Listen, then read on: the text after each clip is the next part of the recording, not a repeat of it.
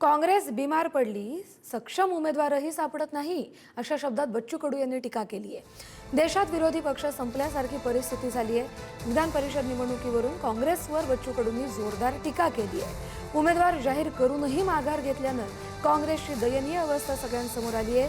ठाकरे गटातील गळतीवर देखील बच्चू कडू यांनी निशाणा साधलाय। अकोला जिल्ह्यातील पातूर नगर परिषद निवडणुकीच्या प्रचार सभेनंतर माध्यमांशी संवाद साधताना बच्चू कडू यांनी काँग्रेसवर जोरदार टीका केली आहे। महाराष्ट्रातच ते अवस्था आहे। त्यांचा उमेदवार बिमार पडला आणि राज्यात काँग्रेस बिमार पडली आहे। ते सगळे अवस्था अशी आहे का 6 ठिकाणी भाजप शिवसेनेचे उमेदवार अविरोध निवडून आले। म्हणजे विरोधी पक्ष कोणत्या स्थितीत आहे ते पहा ना। विधान परिषद सारख्या निवडणुकीमध्ये त्यांना उमेदवार सापडत नाही। उमेदवार असला तर तो विड्रॉल घेतो। एवढी वाईट परिस्थिती देशामध्ये कधीच नव्हती।